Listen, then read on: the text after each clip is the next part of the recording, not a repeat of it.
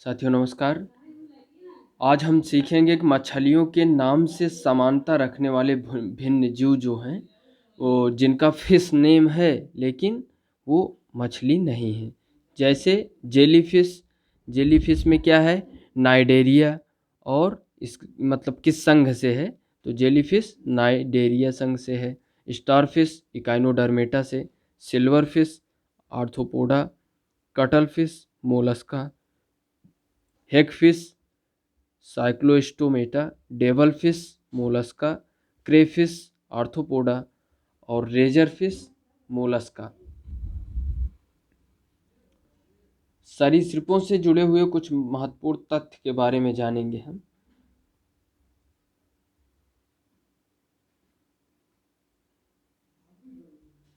घोंसला बनाने वाला सांप है किंग कोबरा। विश्व की एकमात्र छिपकली जो जहरीली होती है गीला मॉन्स्टर हिलोडर्मा।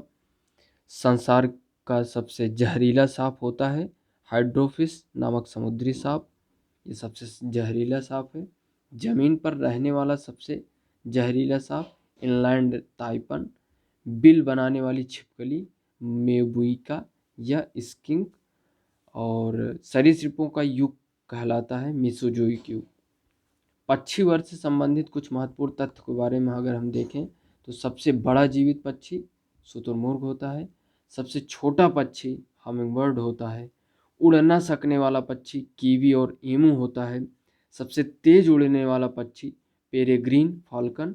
पक्षियों का वाक यंत्र होता है सब्दिनी सिरिंग्स। सबसे प्राचीन पक्षी आर्कियोटेरिस जुरासिक युग। अब भिन्न नामों वाले वास्तविक मछलियाँ यदि हम देखें तो इसमें जो है समुद्री घोड़ा, flying fish, pipe fish, dog fish, cat fish, globe fish, gold fish, paddle fish. और कुछ महत्वपूर्ण पिन पॉइंट को यदि देखें तो चार कक्षी वाला हृदय यानी चार कक्षी हृदय वाला सरीसृप है मगरमच्छ। अंडे देने वाला स्तनपायी जीव है एकिडीना एवं प्लेटिपस। भारत की विशालतम मृग प्रजाति है नीलगाय। उड़ने वाली स्तनपायी चमगादड़। 6 टांगों वाले जीव कहलाते हैं कीट वर्ग। सफ़ेद रक्त वाला जीव होता है तिलचट्टा। और ठोस मूत्र उत्सर्जित करने वाला जीव है कंगारू चूहा। कुनैन प्राप्त होती है सिनकोना पेड़ की छाल से। मानव निर्मित अनाज है ट्रिटिकल गेहूँ या राई। अफीम पोस्ता पौधा का कौन सा भाग है? अधपका फल। अफीम के पौधे से प्राप्त उत्पाद है नोस्कापीन या मार्फिन या हेरोइन। ये अफीम के पौधे से प्राप्त किया जाता है। जलीय स्तनपायी कुछ है इनको हम देख लें यदि तो जलीय स्तनपायी में जो है कौन कौन से आते हैं? ब्लू व्हेल पृथ्वी का विशालतम स्तनपायी। स्पर्म व्हेल विशालतम दांत वाली व्हेल। समुद्री गाय, डॉल्फिन, वालरस, सील या फोका, समुद्री शेर। तो ये कुछ हमारे जलीय स्तनपायी हैं। स्तनधारी मैमेलिया, प्रोटीथीरिया यानी प्रोटोथीरिया अंडे देने वाले स्तनधारी उदाहरण में एकिडीना प्लेटिपस यानी एकिडीना प्लेटिपस। यूथीरिया के अंतर्गत पूर्ण विकसित शिशु का जन्म। जैसे इसमें कौन कौन से आते हैं? कुत्ता, गाय, मनुष्य इत्यादि। मेटिथीरिया मेटाथीरिया के अंतर्गत अपरिपक्व बच्चे आते हैं जो अपरिपक्व बच्चों को जन्म देने जो अपरिपक्व बच्चे जन्म लेते हैं उनके लिए हम उपयोग करते हैं। विकसित होने तक ये किसके अंतर्गत रहेंगे?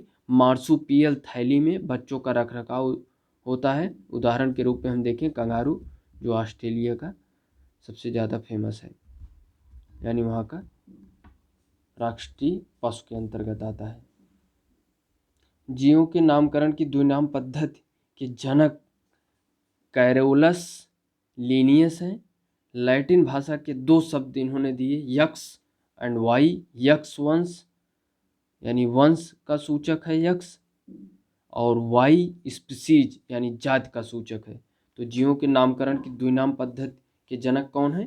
Carolus Linnaeus.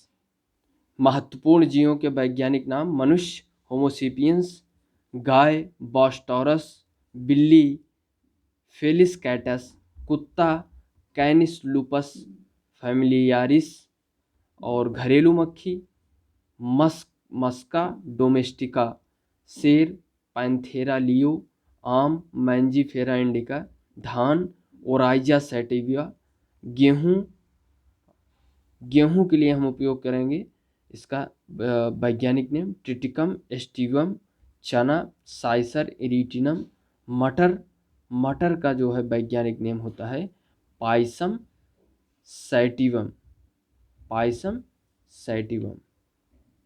तो ये हमारे कुछ महत्वपूर्ण जीवों के वैज्ञानिक नेम हैं, कुछ पादपों के वैज्ञानिक नेम हैं।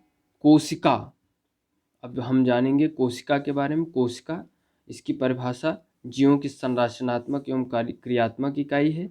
खोजकर्ता रॉबर्ट हुक 1665 ईस्वी में। पुस्तक जो है माइक्रोग्राफिया इनकी है, जिसमें इन्होंने कोशिका शब्द का उल्लेख किया है। रॉबर्ट हुक की पुस्तक कौन सी है? माइक्रोग्राफिया। कोशिका सिद्धांत के प्रतिपादक कौन है? स्लाइडन तथा स्वान। कोशिका के प्रकार प्रोकैरियोटिक कोशिका, यूकैरियोटिक कोशिका। प्रोकैरियोटिक कोशिका में केंद्रिका कला युक्त कोशिकांग अनुपस्थित होते हैं। अनुवांशिक पदार्थ उपस्थित होता है। राइबोसोम की उपस्थिति होती है, उदाहरण के रूप में जीवाणु एवं नीलहरित शैवाल।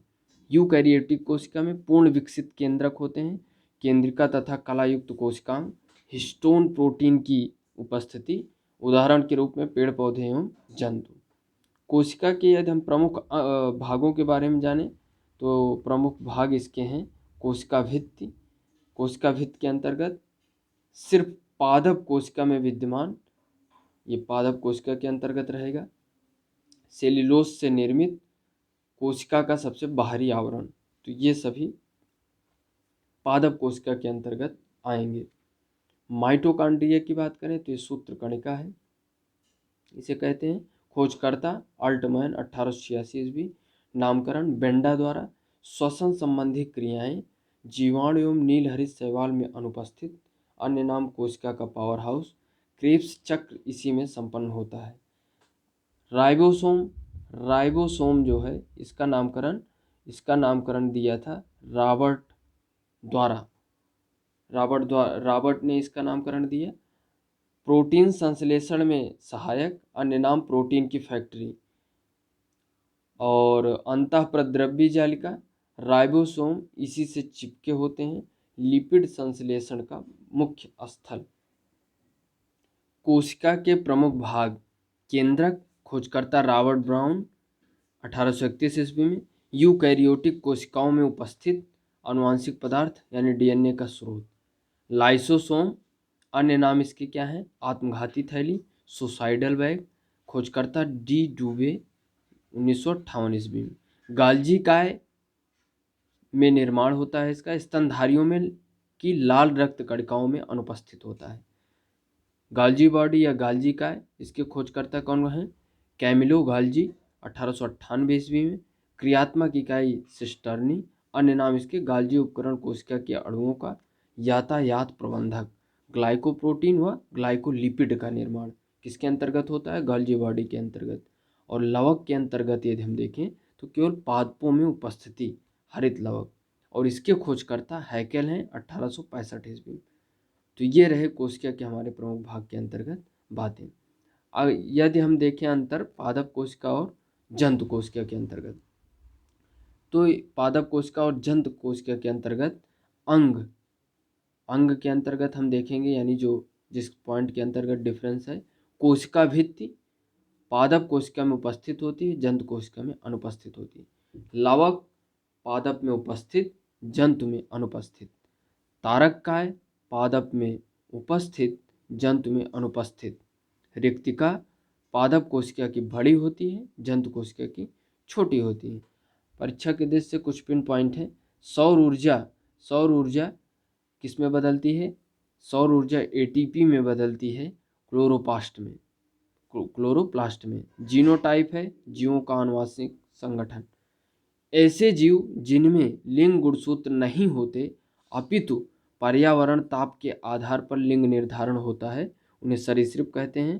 प्लाज्मा झिल्ली बनती है प्रोटीन व लिपिड से। लवकों के प्रकार में देखें तो अवर्ली लवक यानी ल्यूकोप्लास्ट सूर्य के प्रकाश में, जो सूर्य का प्रकाश होता है उससे वंचित पादप भागों में विद्यमान होता है। रंगहीन लवक, संग्राहक ऊतक और अवस्थिति को देखें तो जड़ एवं भूमिगत तनों में उपस्थित होता है, इनकी अवस्थिति होती है। वर्ली लवक यानी क्रोमोप्लास्ट, रंगीन लवक, अवस्थिति देखें तो पुष्प, फलभित्ति, बीज आदि में। उदाहरण देखें तो टमाटर का लाल रंग लाइकोपीन, गाजर का रंग कैरोटीन के कारण, चुकंदर का रंग विटानिन के कारण। यानी टमाटर का लाइकोपीन, गाजर का कैरोटीन, चुकंदर का विटानिन। और पत्तियों का पीला रंग कैरोटीन। पादपों की पराबैंगनी किरणों से रक्षा तो हल्के नीले रंग वाला फाइकोसाइनिन। हरित लवक के बारे में देखें क्लोरोप्लास्ट, तो क्लोरोप्लास्ट जो है किसमें उपस्थित होता है, तो हरा रंग क्लोरोफिल उपस्थित होता है हरे रंग में, ये पादप के अंतर्गत होता है। तो क्लोरोफिल उपस्थित होता है, प्रकाश संश्लेषण में क्या होता है, सहायक होता है। और इसकी जो अवस्थिति होती है हरे रंग के होने के कारण पत्तियों में उपस्थित इसकी होती है, अवस्थिति होती है। पौधों से प्राप्त उत्पादों के अंतर्गत हम देखें तो उत्पाद अदरक जो है इसका पादप अंग होता है प्रकंद। आलू ये रूपांतरित तना होता है, यानी जो खाने योग्य भाग होता है स्तंभकंद। लहसुन सल्ककंद। सूरन यानी जिमकंद जिसे हम पादप अंग घनकंद होता है। और गन्ना रूपांतरित तना होता है।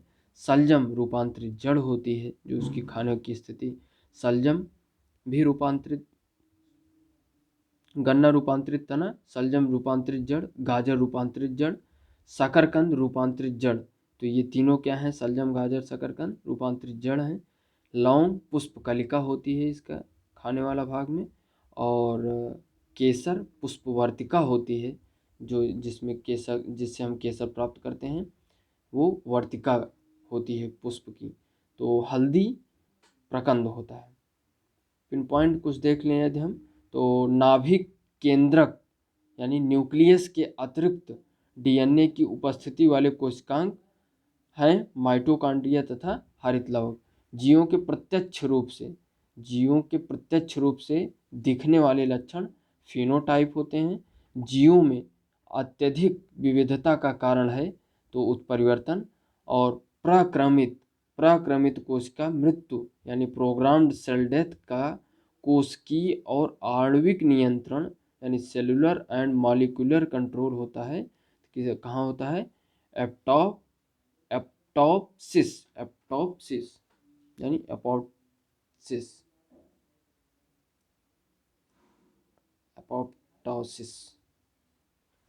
आनुवंशिकता के बारे में जाने यदि कुछ, आनुवंशिकता इसकी परिभाषा होती है ऐसी प्रक्रिया जिसमें आनुवंशिक लक्षण सजीवों के एक पीढ़ी से दूसरे पीढ़ी में प्रसारित लक्षण एक पीढ़ी से दूसरे में प्रसारित होते हैं, तो ये क्या कहलाते हैं, आनुवंशिकता। आनुवंशिकता का पिता ग्रेगर जॉन मेंडल हैं जो ऑस्ट्रिया के निवासी हैं, और इन्होंने सबसे पहले प्रयोग मटर पर किया, अपने उद्यान में मटर पर प्रयोग किया।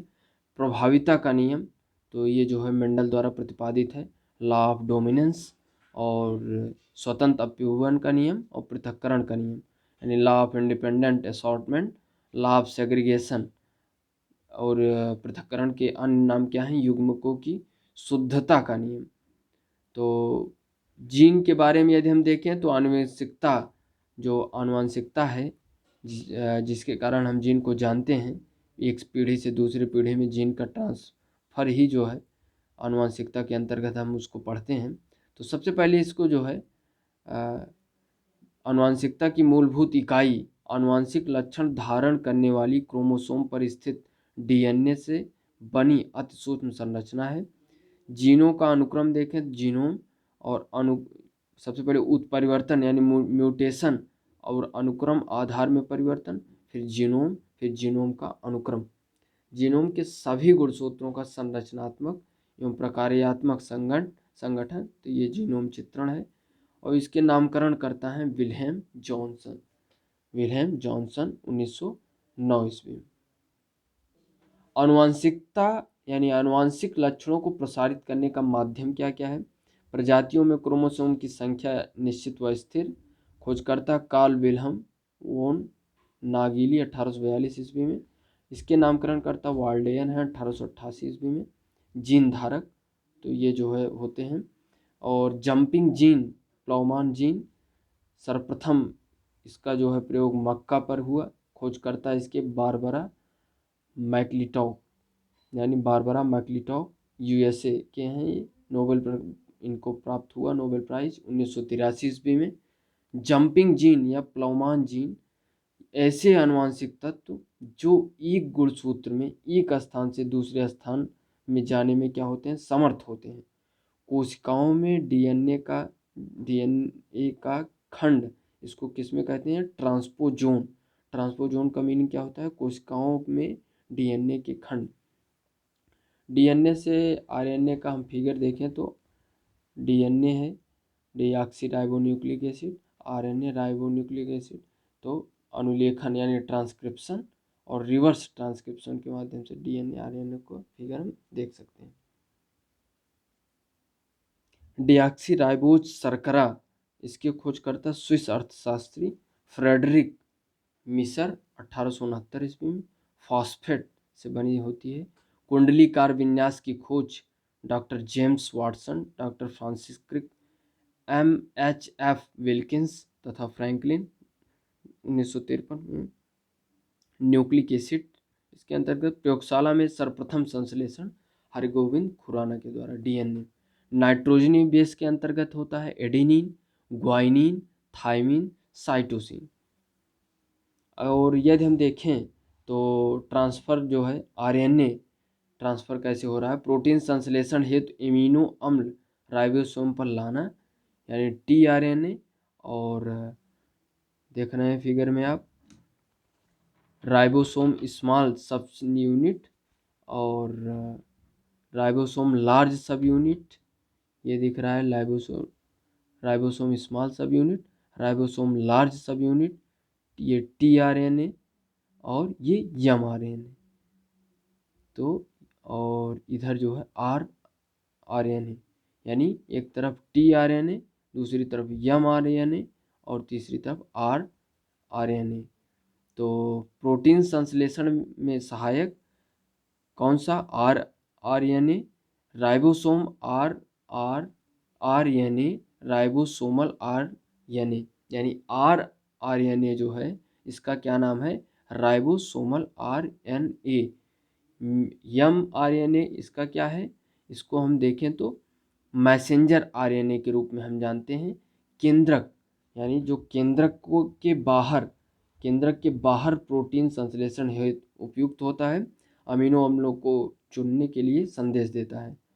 तो और टीआरएनए ये प्रोटीन संश्लेषण हेतु अमीनो अम्ल राइबोसोम पर लाना जो है ये टीआरएनए का उपयोग है। यदि हम देखें डीएनए और आरएनए में अंतर, तो डीएनए और आरएनए में अंतर को देखें तो डीऑक्सीराइबोन्यूक्लिक एसिड, राइबोन्यूक्लिक एसिड, तो इसमें बेस क्या है, एडेनिन, ग्वाइनिन, थाइमिन और साइटोसिन।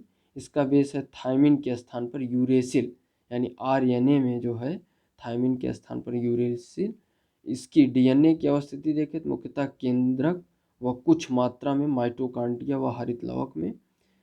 और आरएनए की अवस्थिति देखें तो केंद्रक एवं कोशिका द्रव्य दोनों में। कुछ महत्वपूर्ण तथ्य को देखें तो डीएनए में उपलब्ध यौगिक जो अमीनो अम्ल नहीं बनाता, टायरोसिन। डीएनए में मौजूद शर्करा है तो डीऑक्सीराइबोज। राइबोसोम्स होते हैं आरएनए। साधारण मानव कोशिका में गुणसूत्रों की संख्या होती है 46, जिसको हम कहते हैं 23 जोड़े। मेंडल की आनुवंशिकता का सिद्धांत लैंगिक जनन पर हुआ था। जैव उर्वरक के रूप में देखें तो नाइट्रोजन स्थिरीकरण करने के वाले जीवाणु। मुख्य दलहनी फसलें देखें तो चना, मटर, सेम, अरहर और जड़, तो ये दलहनी पौधे हैं जो नाइट्रोजन के स्थिरीकरण में सहायक होते हैं। नाइट्रोजन के स्थिरीकरण में सहायक जीवाणु कौन कौन से हैं, सोयाबीन, राइजोबियम जैपोनिकम तिनपतिया घास, राइजोबियम ट्राइफोली, लूसर्न, राइजोबियम मेलिलोथी, जलीय फर्न, एनाबिना एजोली, गुन्नेरा माइक्रोफाइलिया, तो ये हो जाएगा नोस्टोमास्कोरम। तो साथियों ये रहे हमारे कुछ टॉपिक। जैव उर्वरक के बारे में हम नेक्स्ट वीडियो में चर्चा करेंगे। धन्यवाद। जय हिंद।